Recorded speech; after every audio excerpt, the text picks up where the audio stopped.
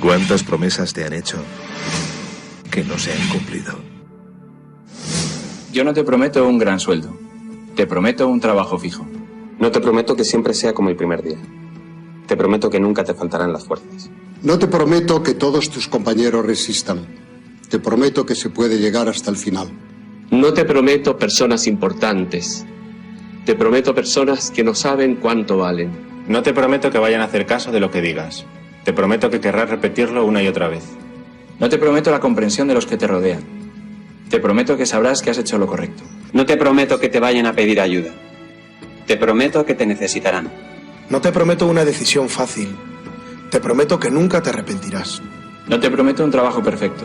Te prometo formar parte de un proyecto inolvidable. No te prometo que siempre vayas a obtener resultados. Te prometo que tu trabajo dará mucho fruto. No te prometo que vayas a tener grandes lujos. Te prometo que tu riqueza será eterna. No te prometo que siempre vayas a poder ser valiente. Te prometo que tu amor será más fuerte que el mío. No te prometo que puedas acabar con el dolor, el sufrimiento y la injusticia. Te prometo que estés donde estés, llevarás esperanza. No te prometo el reconocimiento del mundo. Te prometo una palabra eficaz. No te prometo seguridades humanas. Te prometo la certeza de que has sido elegido. Y te prometo que alimentarás al mundo.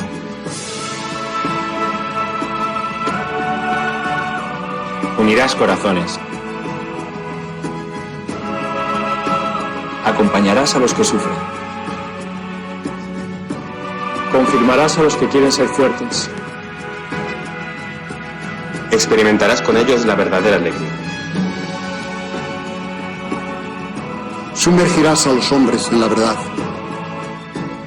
Y serás sacerdote, testigo de Jesucristo.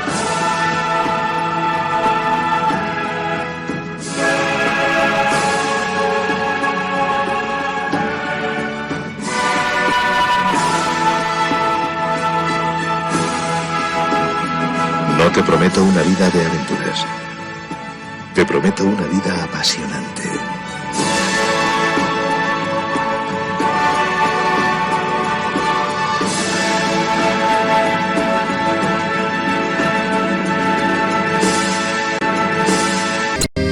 Jesucristo, Señor de la historia, que estuviste, estás y estarás. Sos presencia, esperanza y memoria.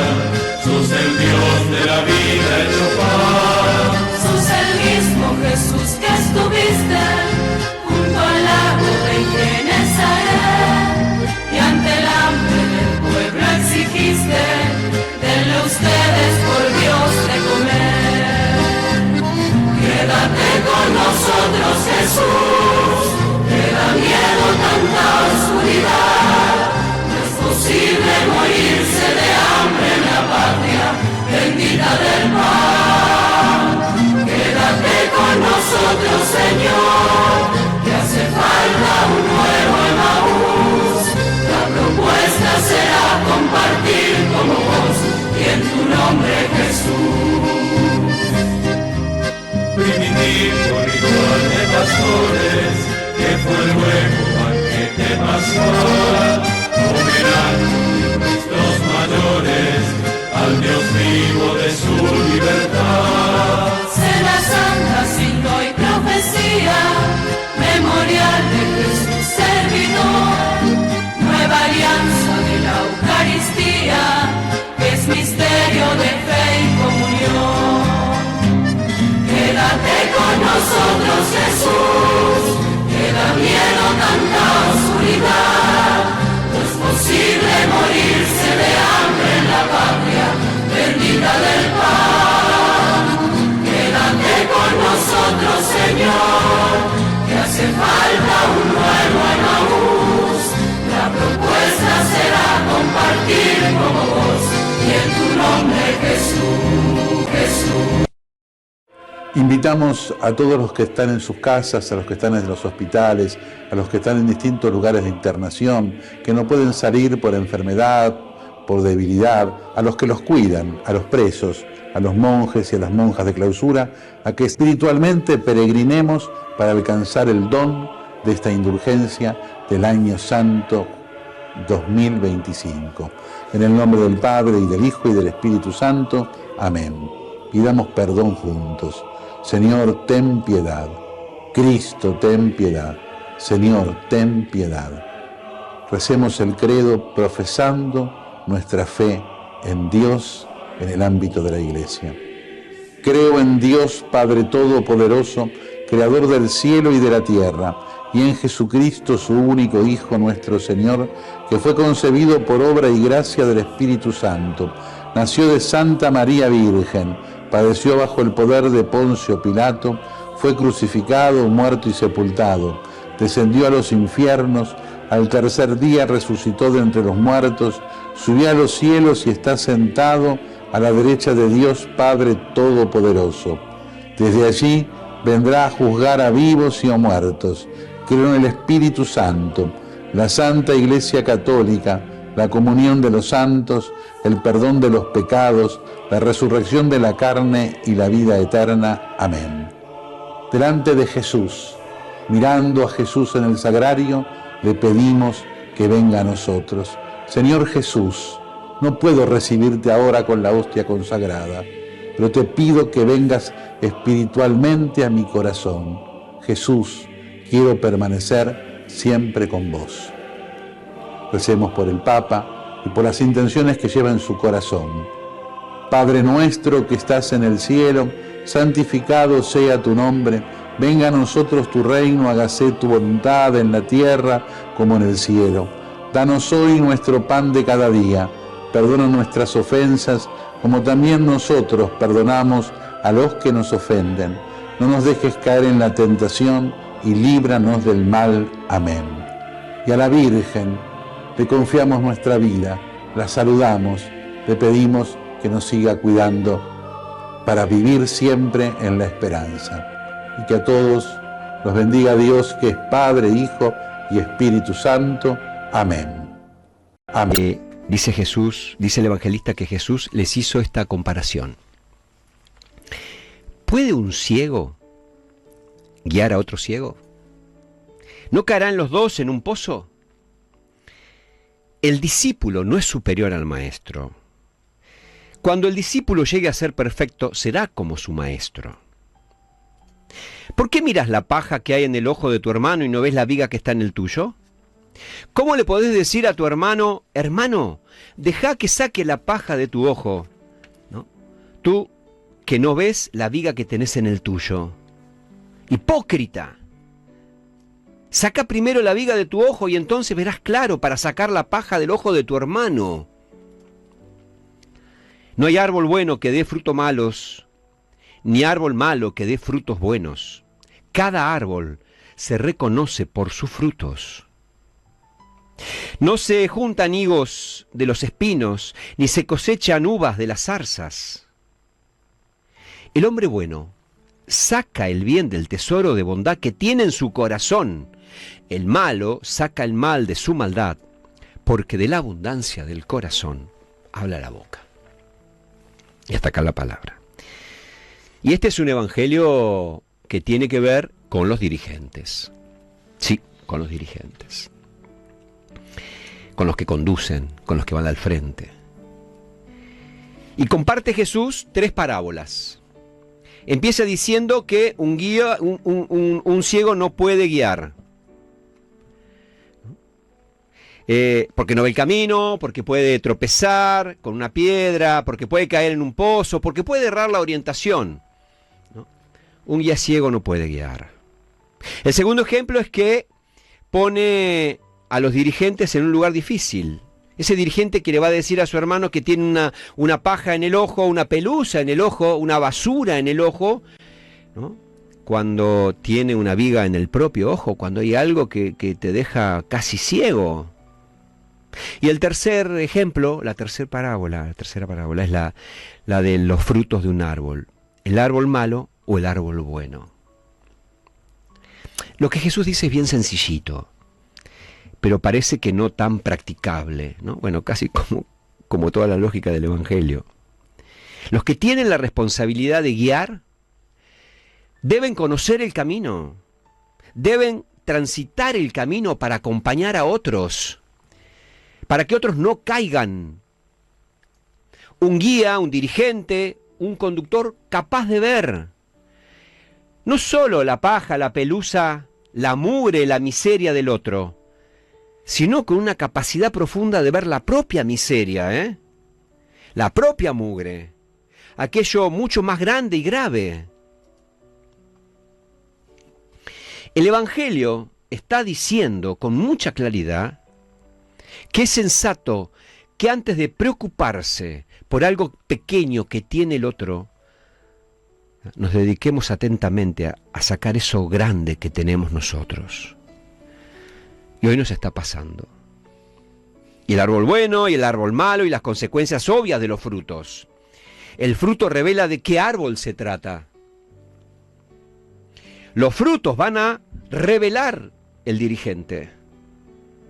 Si uno es un dirigente que siembra cizaña, si uno es un dirigente que siembra discordia, si uno es un dirigente que siembra mentira, si uno es un dirigente que siembra odio, si uno es un dirigente que no conoce el camino, si uno es un dirigente que se dedica a armar internas, chismes, puteríos, si uno es un dirigente que está cargado de cosas que preocupan, que escandalizan, más que las pequeñas cosas que tiene la comunidad, o por el contrario, si uno es un dirigente que se preocupa por ver el camino, que se preocupa por ser un buen ejemplo, y primero dedicarse a sacar las cosas que obstaculizan, que traban, ¿no?, antes de dedicarse a juzgar, a marcar, ¿no?, al otro.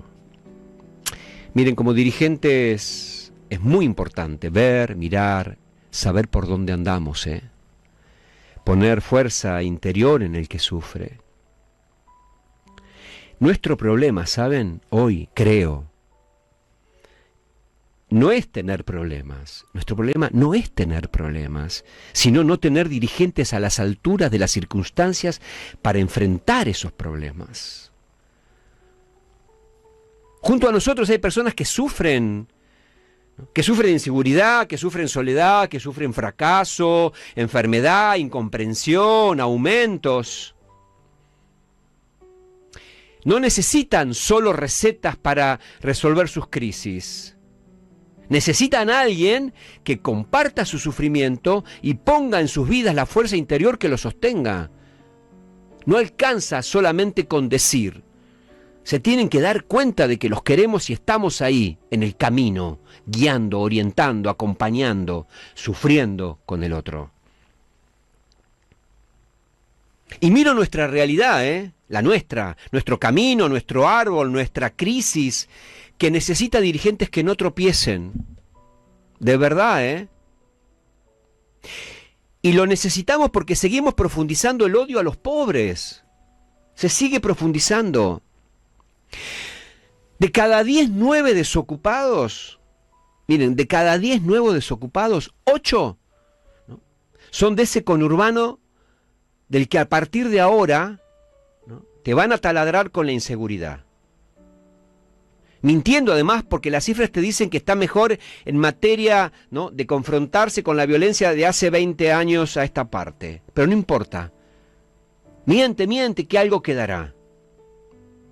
Impresiona, a mí me impresiona, no sé a ustedes, me impresiona muchísimo, ¿no?, la campaña hecha con el tema de inseguridad, que no nos deja hablar de los verdaderos problemas, ¿no?, del fondo de la cuestión de que haya tantos robos y tantas muertes en Buenos Aires, ¿no?, y en el resto de la provincia, que no les interesa mostrar, pero que están y que existen. Si ustedes supiesen cuántos pibes se suicidan en el impenetrable chaqueño, ¿tá?, no van a poder creerlo. O cómo andan ahora los pibes con armas en pueblitos del interior. Es cierto que en Buenos Aires estamos hablando de la provincia más habitada y también de la más castigada, ¿no?, y la que más votos genera en elecciones, ¿no?, además de generar, ¿tá?, un porcentaje muy alto del PBI, y la que recibe un porcentaje muy bajo. Por eso les interesa hacer el foco en Buenos Aires. ¿Qué les importa Jujuy, Chaco, Chubut, 3 pitos. Ahí está el problema, porque ahí vota la gente. Y desde ahí se genera un montón de guita, mucha más guita, que incluso que Santa Fe, que tiene campo, que tiene bla, bla, bla, todo eso, ¿no? Y estos datos no son tontos para los focus group que van marcando la política o que van marcando para dónde vamos a ir. No son datos tontos, porque determinan lo que vamos a apoyar o lo que van a destruir. Y por ahí van. ¿Cómo crece un pibe, una piba, cuyos padres no tienen trabajo, que no tienen para darles de comer, que no tienen para comprarle una zapatilla para que vaya a la escuela, que no tienen escuela, ¿no? Y que pierden interés por todo? ¿Cómo va a crecer un pibe así? ¿Qué caldo de cultivo generamos para que ahí aparezca inevitablemente la violencia? Cuando a los 13 años, y lo digo con conocimiento de causa, cuando a los 13 años se mastica resentimiento por vivir en una realidad de mierda, ¿no? Con tus viejos sin poder laburar, sin poder comer, sin poder jugar, humillados todos los días y humillados los pibitos, la vida empieza a no valer nada. Desde que soy muy chiquitito, nada vale. ¿Por qué va a valer algo la vida del otro si han hecho que odie mi propia vida? No nos dejan ver eso. Y a todos esos y a todas esas que quieren meter presos a pibitos de los 10 años, porque son peligrosos, tengan en cuenta que despidieron ahora, el fin de semana largo, 1.800 trabajadores estatales de la Secretaría de Niñez. Ya la habían frenado, no servía para mucho. Que los centros de salud mental de cualquier lado están colapsados y sin personal. Y que donde hay alguna respuesta se dedican a perseguir esa poca y pequeña respuesta que hay. Porque te recortan, porque te bloquean sueldos, porque te persiguen. Sepan que las escuelas no tienen gas, no tienen agua, no tienen auxiliares, no tienen gabinetes psicopedagógicos que ayuden en algo. Sepan todo eso, ¿eh? Que aumentaron las familias que no tienen laburo, también sépanlo. Que no reparten alimentos para los pibes y las pibas. Que no hay inversión en educación. Que estamos sin ley penal juvenil que atienda a ese sector, ¿no? Y que no replique la crueldad de las cárceles.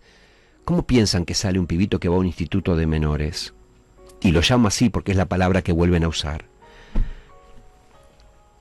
El sistema penal juvenil hoy no está pensado para construir sujetos críticos, ¿no?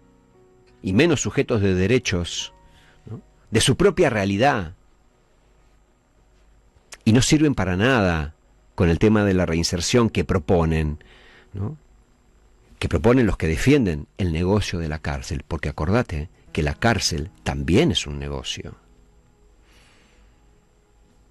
A todos esos y a todas esas que celebraron, ¿no?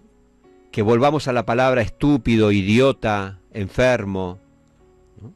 A todos esos y a todas esas, ¿no? Que quieren meter presos a pibitos de 10 años porque son peligrosos, ¿saben qué? Salgan a buscar al adulto que les alquila las armas. Salgan a buscar al adulto que le vende Paco. Salgan a buscar al violador, al que los segrega, al que los discrimina. Salgan a buscar al narco que lo convierte en soldado. Salgan a buscar al policía que lo caga a palos. Salgan a buscar al político que lo mata de hambre, al que lo explota. Salgan a buscar a esos. Siempre detrás de todo pibe que delinque hay un adulto. Y un adulto hijo de puta. No entienden, ni quieren entender, ¿no? La multicausalidad del delito juvenil, tampoco de esos pibes y de esas pibas que son primero víctimas y luego victimarios. Yo vivo con ellos, ¿saben? Todo, menos los domingos a la mañana que estoy acá en la radio, vivo con ellos. Y sé lo que sufren, y sé lo que sienten, y sé lo que es ayer a la noche, ¿no? Cayó en casa. ¿Qué necesitaba? Un abrazo. Lo terminamos llevando al hospital para que le curen las heridas. pero encontró un lugar. Y dejemos de ser hipócritas, como dice la palabra. Los mismos que hace 2 semanas atrás afirmaban que una adolescente de 16, 17 años no puede decidir sobre su cuerpo, sobre su cuerpa, ¿no? No puede decidir si quiere ser mujer, varón, trans, hormonarse, ponerse una vacuna, cortarse el pelo, pintarse las uñas, ¿no? Ahora gritan muy sueltos de cuerpos y escandalizados que un pibe, una piba de 12, 13, 14 años ya tiene plena decisión sobre sus acciones y puede ir preso 10, 15, 20 años o más. Esa esquizofrenia que tienen. Yo creo en un estado presente, ¿eh? Profundamente creo en eso. Creo en un estado regulador, en un estado de bienestar, con un rol destacado en las relaciones, ¿no? En cuestiones básicas que marcan el desarrollo de la sociedad. Está muy bien la beneficencia, ¿eh? Está muy bien que juntemos fondos, que juntemos ropa, que juntemos cosas, ¿no? Pero tiene que haber alguien que se haga cargo de que esto cambie y que vivamos de una forma más digna y de que los pibes y las pibas sean felices, no pibes presos. No puede su padre, su madre, estamos nosotros, estoy yo, estamos acá. Eso es el Estado. Y el Evangelio nos pide que como guías, como conductores, como dirigentes, ¿no?, le demos más bola a la capacidad de comprensión. Está muy de moda decir ahora, ayúdenme, hablamos pero nos juzgamos, ¿no? Eso también es capacidad de comprensión. No condenar ni juzgar precipitadamente y sin compasión. Miren, mataron hace unos días a palos a un albañil, a un tipo que venía de misiones, que trabajaba en comedores comunitarios, que ayudaba al otro. Lo confundieron con un chorro. Pensaron que él había robado. Lo reventaron a palos. La investigación, ¿no?, dijo, no era él el que había robado, pero está muerto. Dejaron un hueco ahí. Los vecinos creyeron que era un ladrón. Con el criterio de odio que hoy nos están inoculando a través de los medios de comunicación. Anoche el presidente, largó que no necesita periodistas mentirosos, pero ponele. Digo, con el odio que están inoculando, hoy, ¿saben qué? Tendríamos que estar todos manifestándonos frente a la casa de estos que mataron a palos a este misionero albañil que trabajaba en un comedor con carteles diciendo bala para todos estos, los quiero a todos presos. ¿Tá? Tendríamos que estar una horda de gente con el odio que inocularon, buscando a todos estos que lo cagaron a palo al misionero y lo mataron, yendo nosotros a cagar a palo a estos que lo mataron. ¿Tá? Entonces así nos vamos matando entre nosotros, que es lo que quieren. Eso hemos creado. Bala y muerte para esos vecinos que mataron a un pobre laburante, ¿no? Eso es lo que quieren. La mayoría de nuestros juicios y condenas de las personas solo muestran nuestra poca, ¿no?, calidad humana. La viga de nuestro ojo versus la paja del ojo ajeno. Y en esta sociedad dañada por tantas injusticias y tantos abusos, donde crecen la zarza de los intereses y las mutuas rivalidades, y donde brotan tantos espinos de odio, discordia, agresividad, violencia, miren, son necesarias personas sanas que den otra clase de frutos. Si vamos a discutir internas, busquen ahí personas sanas que den otra clase de fruto. En apenas una semana vimos al gobierno participar de una estafa, mentir en un reportaje trucho, dar vergüenza ajena en Washington, darse vuelta con Ucrania, violar la Constitución, designar 2 jueces por decreto como en la dictadura, pedir que se cierre el Congreso como en la dictadura, pedir la renuncia del gobernador de Buenos Aires o intervenirla, como en la dictadura. Qué enfermiza y perversa compulsión que tienen los verdaderos generadores del caos social de utilizar desgracias y tragedias evitables, de fuerte impacto. Miren, son carancheros, son carancheros de la más baja estofa, de verdad. El especialista en generar riqueza con o sin dinero está imputado de estafar a 50.000 personas, 70.000 personas, ¿cuántas? Un montón, muchas, aunque sea una. Que además son sus propios seguidores, en un movimiento financiero fantasma o de Narnia. El que manejaba como nadie los secretos de la economía terminó siendo o un ignorante o un estafador. La construcción de la legitimidad de la autoridad está rota y ya no se puede disimular. Por más que le pongan un banquito disfrazado, ¿tá?, con una alfombra.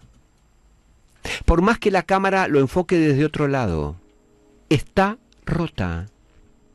Miren, de la misma manera que cualquiera podía sentirse estafado, ¿no?, por la imposición de la cuarentena de Alberto, ¿se acuerdan?, ¿no? Y entonces la foto de Olivo lo deslegitimó. Nos imponía a todos no salir, no festejar, no comer, no abrazar, no bla, bla, bla. Y él lo legitimó. Me decís una cosa, amigos, haces otra. Ya está, cagaste, cagó tu autoridad. Perdiste, perdimos. Hoy cualquiera que paga impuestos, que trabaja, ¿no?, que invierte en la Argentina, ¿no?, decirle a Milei que es un estafador no tiene derecho a exigir nada a nadie. ¿Qué va a exigir?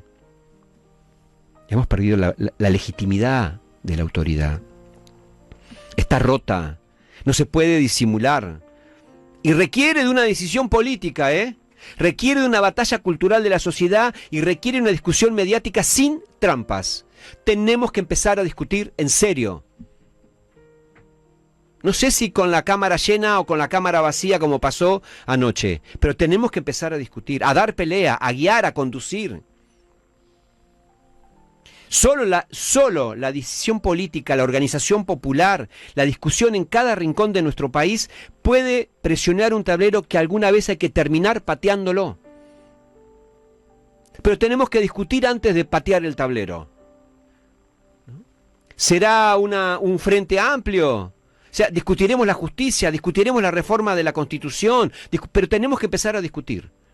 Tenemos que empezar a hablar. No nos tenemos que borrar. No podemos ser indiferentes. Por los frutos se conocen los árboles. No tenemos que ser vagos frente a esto. El Evangelio de hoy, ya termino, se dirige a los dirigentes. Y los dirigentes no son solo los políticos, Son los gobernantes, los curas, los pastores o los dueños de... Un papá, una mamá, son dirigentes en su casa también, no se hagan los tontos. Una catequista, ¿no?, una pastora es dirigente de sus catecúmenos. Una docente, un docente, son responsables y dirigen a su pequeño grupo o a su pequeña aula. O un coordinador o un director de una radio es un dirigente, Háganse cargo, chicos, acá también.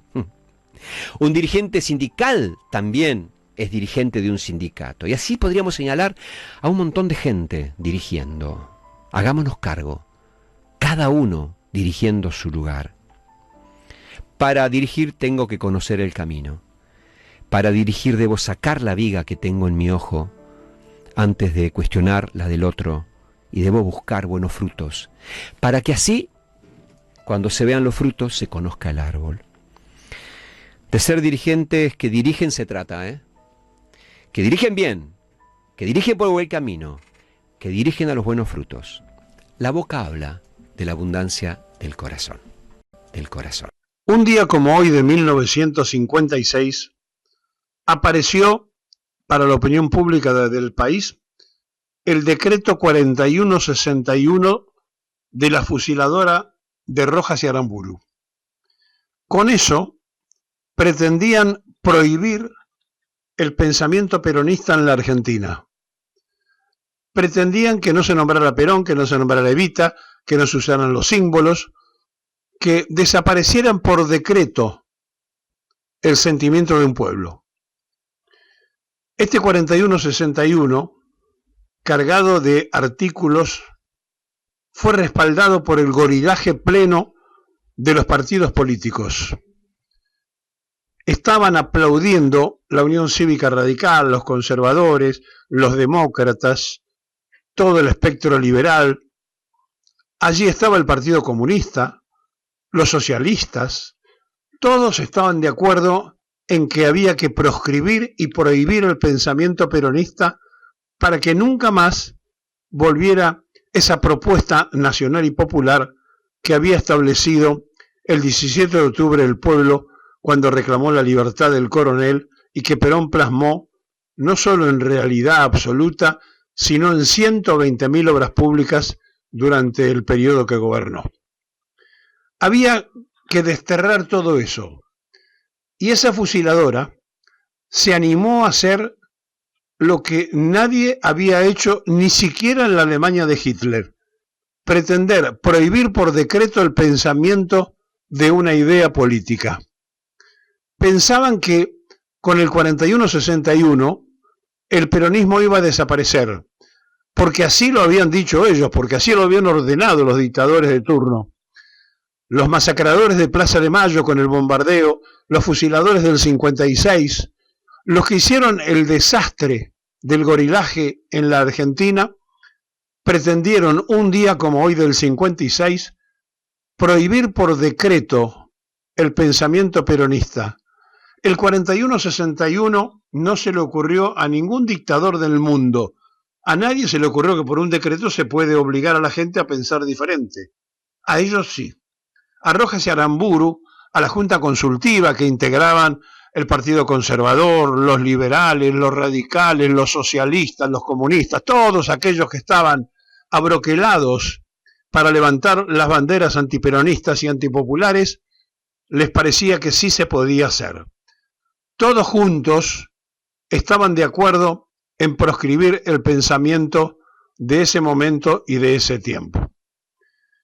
Claro, cuando se dieron cuenta que el pueblo seguía diciendo Perón y seguía diciendo Evita, cuando se dieron cuenta que la resistencia estaba absolutamente en pleno desarrollo, cuando se dieron cuenta que después de haber secuestrado el cadáver de Eva Perón de la CGT, las mujeres argentinas llenaban de flores No Me Olvide y de velas la ciudad y cualquier pueblo del país en un reclamo silencioso para que Evita apareciera, para saber a dónde estaba su cuerpo secuestrado. Cuando vieron que todo eso no se podía manejar por decreto, entonces empezaron a ponerse nerviosos. En el 56, el 9 de junio, Valle, un general que estaba en actividad, que no había sido pasado a retiro, y Tanco, también un general que estaba en las mismas condiciones, se levantaron en armas contra la fusiladora. Pasaron a ser justamente a partir de este episodio la fusiladora porque mandaron a fusilar a los militares que se habían levantado sin ningún miramiento. ¿Y cómo iban a tener un miramiento si ellos habían hecho estragos? Empezaron a instalar el terror cuando pusieron la bomba en el subterráneo en un acto de Perón, matando gente. Siguieron cuando bombardearon la Plaza de Mayo e hicieron que se incineraran micros con estudiantes y que murieran inocentes sin pensar que allí estaba muriendo gente que no era peronista, era el pueblo argentino. Bombardearon y asesinaron al pueblo porque le faltó pelotas para salir a pegarle un tiro a Perón. No se animaban a hacer eso. No tenían lo que tenían que tener para poder hacer eso en lo que ellos creían que entonces, desde los aviones cobardes y miserables, podían estar a salvo. Y se fueron a Uruguay, al exilio, después de dejar una tanda de muertos, heridos y mutilados en la Plaza de Mayo un 16 de junio después del bombardeo. Ese gorilaje ilustrado que había asumido con Rojas y Aramburu pretendió un día como hoy del 56 proscribir el pensamiento peronista. Pensó que con un decreto se obligaba al pueblo a cambiar de idea y a dejar de pensar en aquello que a través del tiempo se ha instalado como el mejor y más glorioso gobierno que ha tenido la República Argentina. Aquel Perón, inimaginablemente trascendente, inigualable en la construcción de la soberanía nacional, con las banderas de la justicia social, había dado derechos que antes no tenía el pueblo argentino. Y el pueblo trabajador de hoy debe saber que el aguinaldo, las vacaciones y demás, que no existían, cosa que Milei hoy está viendo cómo puede sacárselo para que el patrón sea el que decida, como era antes, todo eso tenía que ver con el Estado social que había creado Perón. Un día como hoy, pretendieron por decreto que todo eso desapareciera. Pretendieron que la gente dejara de pensar en Perón, en la simbología de Perón, en Evita, en lo que ella representaba y en cada una de las cosas que había construido aquella pareja inolvidable de la patria justa, libre y soberana. Por eso, en el transcurrir del tiempo, y a pesar de que esos libertarios, padres putativos de Milei, que creían que gritando libertad, libertad, igual que gritan los marranos hoy, podían cambiar la historia política y el pensamiento, se animaron a hacer un decreto, el 4161, para proscribir pensar en peronista. Pero el pueblo siguió diciendo Perón y el pueblo siguió diciendo Evita. Yo vengo viendo un montón de cosas, no sé mucho de economía, pero bueno, la economía del bolsillo, la inflación que te mienten, economía que te mienten, vemos que ya la gente después de la criptoestafa está perdiendo la confianza del gobierno y bueno, hay un montón de maniobras con los encajes, con los dólares, y quería que nos clarifiques con todo, porque uno tiene un poco de intuición, ¿no? Pero no tiene la ciencia como para determinarlo. Bueno, lo que queda claro es que Javier Milei tiene la pólvora mojada, como bien decís vos, ya ha perdido credibilidad, ya la gente empieza a ver que no es tan inteligente como decía, que no sabe de economía, que no sabe de criptoactivos, que él decía que daba clases, que entra a ver, la gente se empieza a dar cuenta que más que nada es un chanta y comienza a caer en las encuestas. Por eso también te agradezco a vos para seguir contándoles a la gente, pero además de eso, este fin de semana largo, en la apertura de sesiones ordinarias, muestra también que es un mentiroso, ya empieza la gente, el pueblo, a darse cuenta que Javier Milei miente. Primero mintió en el crecimiento económico, no hay ningún crecimiento económico, eso se puede ver o lo percibe el pueblo, la gente en su bolsillo. Después dijo que las anclas para bajar los precios, algo que preocupa mucho, por lo cual lo votaron, son fiscales y monetarias, y no.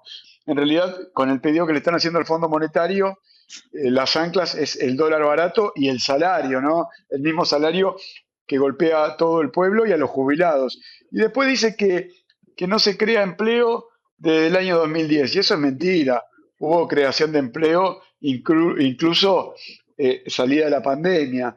Y bueno, después el ajuste que lo iba y lo va a seguir pagando la casta, y que la motosierra es un mecanismo, una forma de gobierno. Bueno, entonces hay muchas más mentiras, ¿no? Después habló que la convertibilidad fue el mejor esquema económico y después critica a Cavallo. Javier Milei es una contradicción en todo momento en sí mismo y ya comienza a verse y comienza ya a notarse también en las encuestas. Y lo que está pasando el día de hoy, día previo a la apertura de mercados mañana, después de un feriado, se empieza a ver que no hay ningún acuerdo con el Fondo Monetario Internacional. Si hubiese acuerdo con el Fondo Monetario lo hubiera comunicado. El Fondo Monetario es muy serio en ese sentido, porque el Fondo Monetario estima y no quiere que haya venta de información privilegiada a los mercados financieros si hay o no acuerdo. Más que nada, viendo la estafa piramidal que generó el mismo presidente Javier Milei con todo su equipo de gobierno complicados e implicados en esa situación. Por eso el Fondo Monetario fue muy claro, no ha comunicado que haya acuerdo. Y bueno, en vísperas a la apertura de los mercados hay muchas tensiones, ¿no? Ya de hecho hay tensiones en las acciones de Wall Street, acciones argentinas en Wall Street que están cayendo en este momento. Y bueno, mañana va a ser un día muy complicado.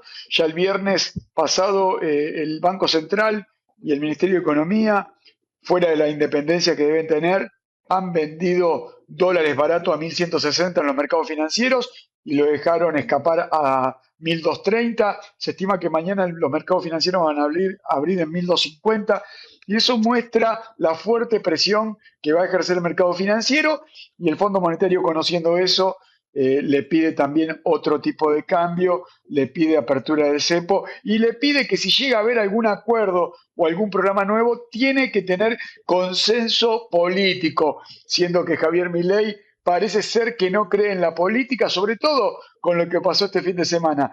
El autoritarismo deja muy claro que no solamente es una disputa política, acá están en juego nuestras instituciones, habla con desprecio, no acepta el diálogo, el consenso, tiene una inclinación certera por el autoritarismo, en todo momento hace discursos incendiarios.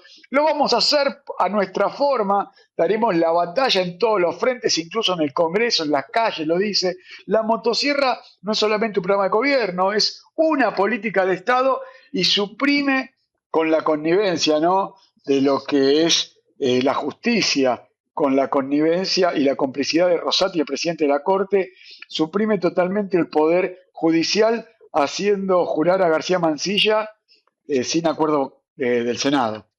Bueno, recién estaba hablando con Horacio Barcesat y me comentaba que estaba redactando en el momento un nuevo pedido de juicio político al presidente y a alguien más, me dijo, por el tema de la Corte, por un montón de temas, ¿no? Y al ministro de Justicia, por responsabilizándolo por todas las violaciones a la Constitución. Pero no es solamente Barcesat, ¿no? Los constitucionalistas que son medio del palo de él también le están diciendo que no se debe hacer lo que están haciendo, pero lo hacen. Pero avanzar sobre las instituciones, violencia, mentiras sistemáticas, una estafa, porque yo no sé cómo acá una cosa tapa la otra, pero lo de la estafa perpetrada por el presidente de la Nación, creo que de todo es una de las cosas más graves. Mirá que está haciendo cosas graves, ¿no? Pero esa es gravísima porque lo engancharon en infraganti, ¿no? Bueno, insisto, ¿no? Tiene desprecio por el diálogo, por el consenso, tiene una inclinación directa al autoritarismo. Ya las palabras que dijo en la apertura de sesiones ordinarias del Congreso, decirlo vamos a hacer a nuestra manera, daremos la batalla en todos los frentes, en el Congreso y en la calle si hace falta también. La motosierra no es solo un programa de gobierno, es una política de Estado. ¿Qué le puede decir a los jubilados, a los docentes, a la institucionalidad? Habla de polarización extrema. Yo creo que el espanto que estamos viviendo todos los argentinos nos va a unir, no solamente al peronismo, creo que va a unir a todos los argentinos porque el espanto social, político y económico que estamos viviendo en este momento va a terminar con la grieta. Queda claro que las palabras de Milei, ese discurso de odio, de confrontación, va a hacer que todos los argentinos estemos más unidos y podamos enfrentar y solucionar todos los problemas que está dejando este gobierno. Hay denuncias de alimentos, de útiles escolares sin repartir, justamente en un momento donde el pueblo argentino está muy necesitado. Es criminal eso. Sí, justamente en un momento que el pueblo argentino está muy necesitado. Y la pregunta que nos tenemos que hacer: ¿quiénes nos gobiernan? ¿Son fanáticos? ¿Hay una secta detrás de todo esto? El círculo íntimo del equipo de Javier Milei lució el 1 de marzo en la apertura de sesiones ordinarias solapas con un símbolo tomado de las profecías de Benjamín Solari Paravicini. Benjamín Solari Paravicini, un artista y vidente argentino. Ahora, ¿quiénes son estos tipos que nos gobiernan? ¿No fanáticos, una secta que toman un símbolo de las profecías? Y ahí estaba ese Fran Fijab, que ni siquiera terminó el colegio secundario, que tenía ese símbolo en la solapa, de esa cruz orlada. Una cruz orlada que es religión, ocultismo, un destino profético.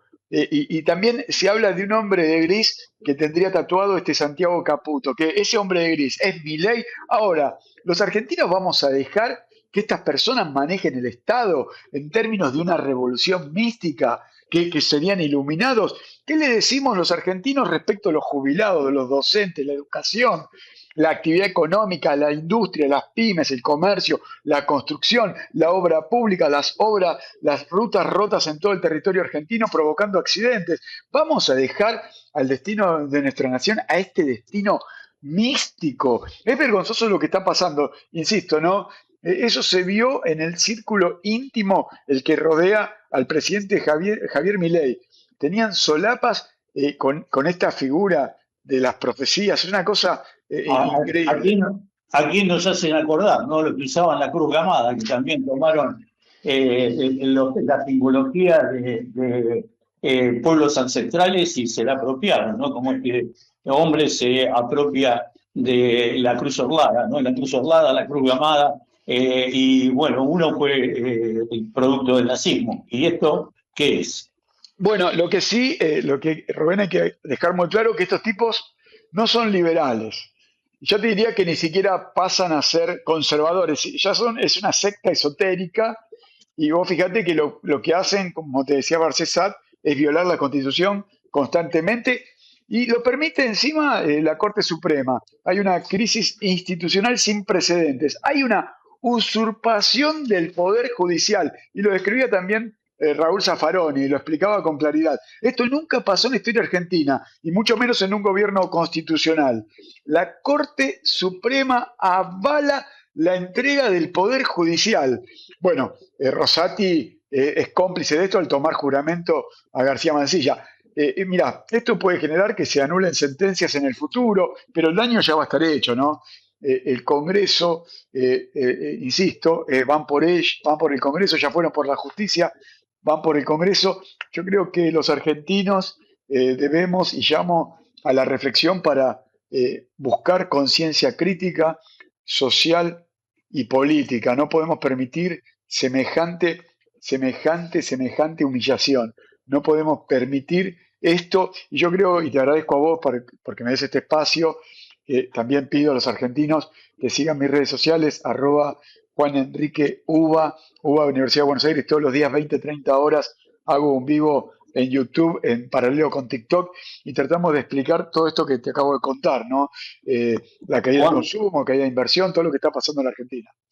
Te quería preguntar algo que preocupa a un montón de gente, que a veces nos escriben. Con esta venta de dólares, con esta falta de dólares que tiene la Argentina, ¿están en peligro los depósitos bancarios en dólares?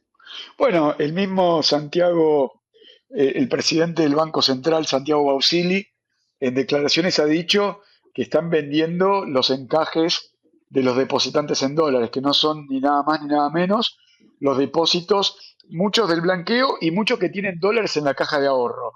Están vendiéndolo en el mercado financiero para contener la brecha. Bueno, la realidad es que el viernes se vendieron muchos dólares muy baratos a los amigos de Santiago Bausili y del ministro Luis Caputo, a los que están retirándose de la bicicleta financiera, algo que todos sabíamos y veníamos anunciando iba a pasar. Esto comenzó a pasar ya hace un par de semanas, se han vendido dólares baratos, esos dólares son los depositantes de dólares en las instituciones financieras, y esto va a seguir y se va a agravar el día de mañana. No hay ningún acuerdo con el Fondo Monetario Internacional. Si hubiera acuerdo con el Fondo Monetario lo hubiera comunicado. El fondo no quiere que se venda información privilegiada, se entregue información privilegiada al carry trade, a la bicicleta financiera, como lo haría el ministro de Economía Luis Caputo o Santiago Bausili, algo que el fondo sospecha, algo que el fondo ya en el 2018 pidió que lo saquen a Santiago Caputo, algo que el fondo en este momento creo que es uno de los motivos principales por los cuales no está cerrando un acuerdo o no está informando que hay un acuerdo, y por eso una inconsistencia de los dichos del presidente Javier Milei, que cuando lo dijo en la apertura de sesiones ordinarias se podía ver la cara del ministro de Economía Luis Caputo de temor, ¿no? Mostrando que no hay ningún acuerdo y que, bueno, mañana cuando abran los mercados financieros van que se agarren fuerte porque van a sacudir la escalera. La verdad que, bueno, muchas gracias, Juan, por toda tu claridad, ¿viste? Siempre uno viene con alguna nebulosa y nos pones en castellano lo que para mí está escrito en chino. Un abrazo grande. Un abrazo grande, Rubén, y todos los que sigan las redes. Arroba Juan Enrique Uva, Uva es U, B larga, A, de Universidad de Buenos Aires, arroba Juan Enrique Uva, todos los días, 20, 30 horas, vivo por YouTube, vivo por TikTok.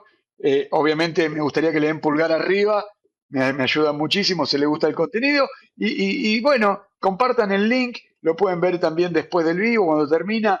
Tratamos de contar justamente esto que va a pasar mañana con el dólar en los mercados, a cuánto se puede ir, qué pide el fondo, flotación entre bandas, cuánto puede valer el dólar. Lo contamos todos los días. Un abrazo grande todos los días. Tenemos en línea a Juan Grabois. Juan, buen día, ¿cómo estás? Acá Ari Lijala te saluda. ¿Cómo te va, Ari? ¿Cómo andás? Bueno, ¿podés contarnos un poco de esto que publicaste en tus redes? ¿Qué encontraron? Mira, los vecinos del barrio de Las Flores, que son los que están enfrente del depósito de Martelli, que tienen el olfato muy agudo, porque tienen mucha necesidad, se empezaron a dar cuenta de que seguía habiendo un montón de cosas que estaban deteriorándose. Y entraron a ver y lo que encontraron es lo que se ve en las imágenes, es decir, palomas cagando arriba de la comida, un montón de mochilas útiles escolares. A ver, los pibes del primer año del secundario de la provincia de Buenos Aires empiezan las clases mañana. Claro. El resto el lunes que viene. Bueno, no estaban preparadas esas mochilas para repartirse. Y es decir, de nuevo, la misma historia, se repite la historia. Gente con necesidad de comida pudriéndose, niños con necesidad de mochilas y de útiles, palomas cagando arriba de las mochilas y los útiles. Es decir, un gobierno donde hay mucha negligencia, mucha estupidez, mucha incapacidad, pero sobre todo mucha mala leche, mucha crueldad con las personas que tienen necesidad. Y es realmente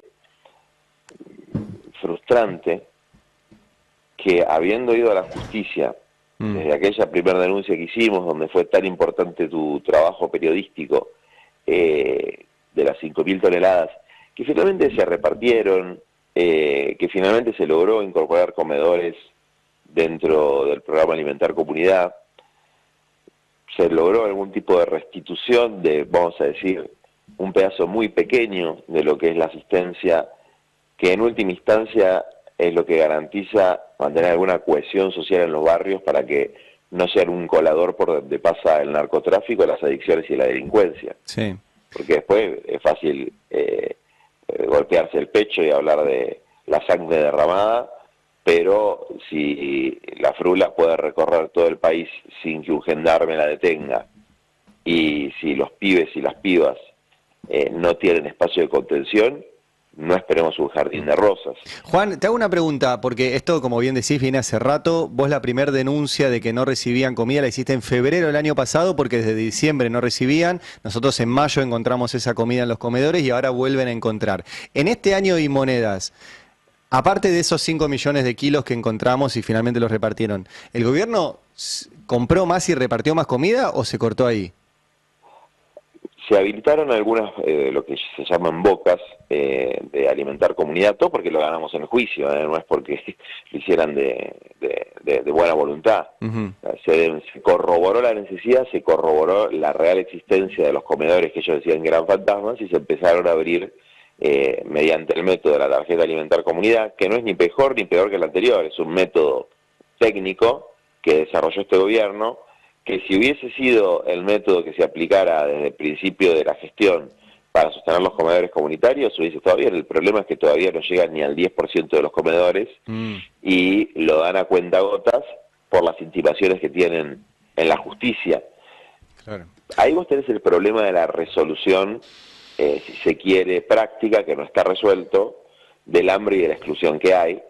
Te puedo asegurar, Ari, que es una mentira patética e inverosímil que bajó la pobreza en la Argentina. La pobreza no bajó en la Argentina.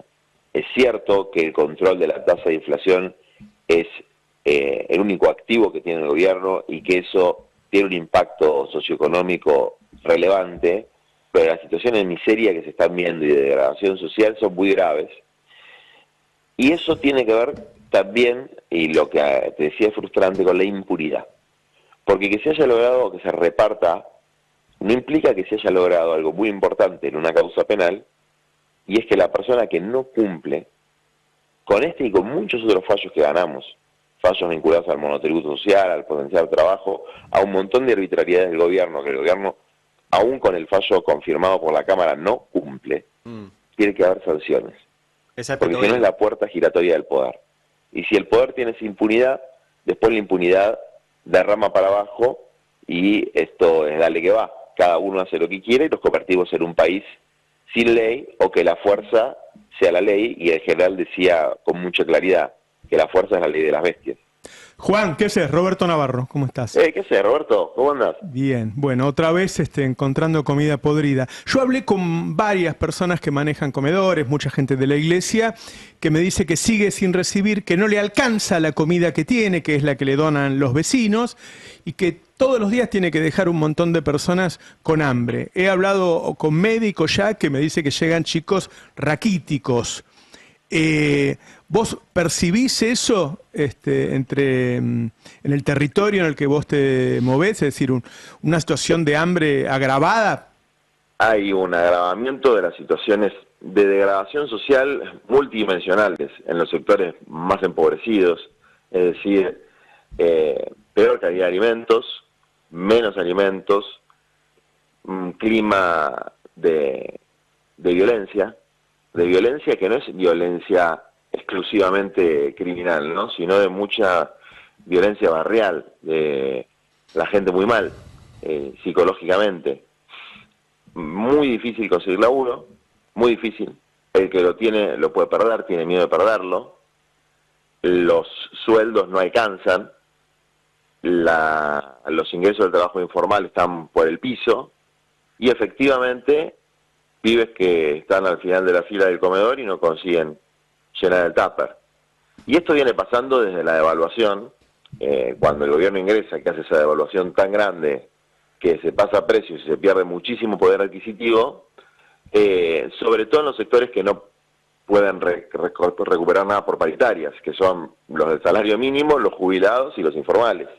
Sí, el problema de los abuelos, que no tienen más los remedios gratis, que no tienen más la asistencia de un comedor, porque efectivamente, como les decía antes, vamos a suponer que se pudo restituir con mucho esfuerzo el 10-15% de la ayuda estatal, y que con mucha solidaridad la iglesia, nosotros, impulsando campañas de donaciones, logramos cubrir otro 35%, bueno, estamos con el 50% de la capacidad. Y lo de los útiles es tremendo, Roberto, porque la canasta escolar está altísima. Vos vas a cualquier librería, todos los que tenemos pibes en la escuela pública, o en la privada, no importa, porque hay un montón de gente humilde que lleva su humilde, clase media, laburadora, que lleva a sus hijos a escuelas parroquiales o escuelas privadas que tienen la cuota subsidiada, y que no pueden comprar los útiles, no pueden comprar la mochila. Y la verdad es que ver ahí útiles y mochilas tirados como si fueran esas hogueras, viste, que hacía Savonarola, que en las películas de libros que les tiraban nafta y se prendían fuego, están en una situación parecida a eso. O todas ahí amuchadas, ya deteriorándose, algunas rotas, con las palomas cagando encima. Tenemos más videos que tenemos que primero los analice el juez Casanello, que yo no tengo nada que decir de él, ni bueno ni malo. Pero la verdad me parece que son un poco lentos, ¿no? Cuando tienen que tomar decisiones que atañen al poder, en general el Poder Judicial es un poco lento.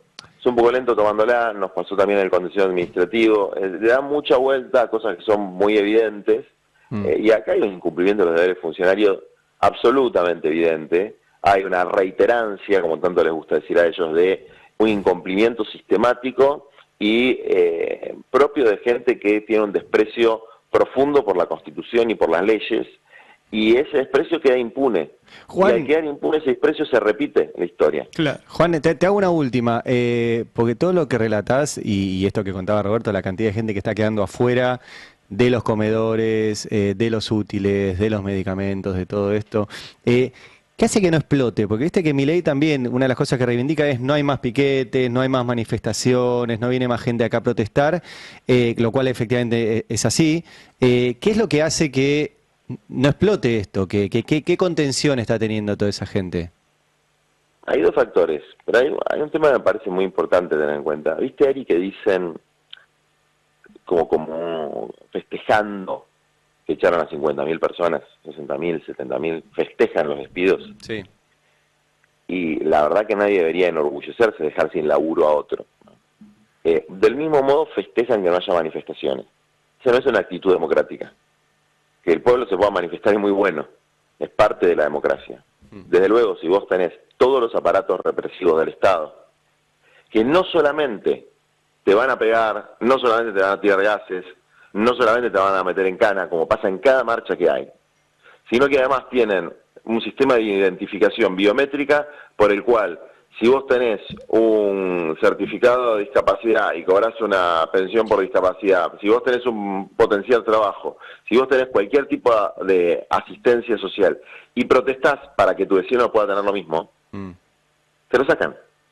Entonces hay una supresión parcial, por ahora, hay una supresión parcial del Estado de Derecho. Logramos nosotros revocar esa disposición de que le podían sacar lo que tenía a la gente que ellos filmaban en una manifestación, que es algo absolutamente contemplado por la Constitución y las leyes, manifestarse. Se la bajamos la semana pasada, recién la semana pasada, después de un año del protocolo ilegal de Bullrich. Obviamente la van a apelar y seguimos en una situación donde lo que prima es un espíritu represivo, opresivo. Claro. Hay un segundo elemento que, para tener en consideración cuáles son los elementos de contención social, ¿no? Porque la contención no es una buena palabra. Los movimientos populares no estamos para contener, estamos para transformar, estamos para generar justicia social. La contención es, en el mejor de los casos, algo transitorio, pero si no es un sinónimo de represión. Entonces acá vamos a tener la represión activa y una contención para dejar a la gente en un estado latente de pobreza, que es haber aumentado la AUH y la tarjeta alimentar. Es decir, conformate con esto y no pidas más. Suficiente con la AUH y la tarjeta alimentar. Que es un pedido del FMI además, ni siquiera es algo propio.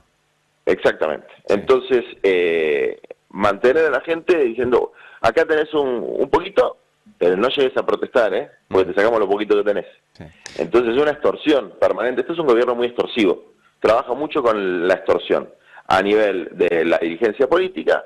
Entonces es la política del palo y la zanahoria. En sobra o periodistas, o diputados, o senadores, para que le voten las leyes, gente que entró por el peronismo, gente que entró por lo que debería ser la oposición, les da guita, les pone la Banelco, como a Cuader, que después cada tanto agarran a algunos de casualidad, o los aprieta, y hay dirigentes a los que podés apretar más fácil, porque tienen el culo sucio. Bueno, eso pasa a nivel de la política. A nivel del pueblo pobre, es conformate con esta miseria que te damos, y si no, te expones a que te la saquemos y encima te caigamos a palo. Bueno, así no funciona la democracia. Eso es una olla a presión que en un momento, Ari, Roberto, les puedo asegurar, no funciona más. Claro. La gente ya está saliendo con mucha más fuerza a pelear en los territorios, en el distrito. Desde luego que tienen por ahora blindada lo que ellos piensan que es lo único que importa del país, que es el microcentro y la 9 de julio. Pero eso no hace que la gente deje. Y además hay una cosa que es muy importante, yo lo vengo diciendo hace mucho tiempo, Roberto me lo habéis escuchado decir varias veces, que la gente no se puede expresar hacia afuera, que no haya explosiones en el buen sentido de protesta, lo que genera es implosiones. O sea, lo que no se puede sacar para afuera, lo que se reprime y quiere salir, estalla adentro, estalla en los barrios, estalla en los distritos. Puede estar estallado en los distritos, no solo en la provincia de Buenos Aires, en todos lados. Porque formas de reaccionar frente a la miseria y frente a la exclusión hay muchísimas. Y en general son formas que tienen elementos, si se quiere, de bronca, ¿no? Poder manifestarse es sublimar esa bronca en un acto democrático. Si no te dejan manifestarse, esa bronca termina reproduciéndose de maneras que son espantosas. Depresión, suicidio, ludopatía, violencia intrafamiliar, aumento de la criminalidad. Todo eso, si no sos un imbécil, que quiere repetir y repetir el discurso estúpido que le metieron el chip a un montón de gente de que las cosas se resuelven agujereando delincuentes. Mentira, eso es golpearse el pecho y decir que vas a resolver algún problema y después no resolver ninguno, no resolver ningún problema, pero si no se entiende que el aumento combinado de la miseria, de la exclusión, de los discursos de odio, de la política extorsiva, del avance de la narcoestructura, de la permisividad con la ludopatía, va a generar más violencia social, va a generar más delincuencia. Si no entendemos que hay una relación directa entre la necesidad que tiene un joven de ser respetado, integrado y tener derechos sociales, y que frente a eso va a haber una relación directa con el aumento de la criminalidad, bueno, somos muy pelotudos, ¿no? Entonces, yo no quiero ni que nuestro pueblo, ni que la dirigencia del peronismo y del campo popular sea pelotuda y reproduzca discursos pelotudos. Acá el problema fundamental que genera la violencia social que estamos viendo es la exclusión social y el abordaje que hace el gobierno, que es puramente represivo frente a esa cuestión. Juan, gracias como siempre, te mando un abrazo. Te quiero felicitar y agradecer lo que estás haciendo, Juan, Sos un imprescindible hoy, de corazón te lo digo. Bueno, ustedes también, vamos a seguir peleándola, vamos a seguir, porque estas lacras no pueden seguir usurpando la investidura presidencial. Y eso hay que pelearlo con la Constitución en la mano, pero hay que pelearlo con absoluta conciencia de que la dignidad de nuestro país, de nuestro pueblo y sobre todo los que más sufren está en juego. Un abrazo grande. Abrazo. Chau, chau. Abrazo.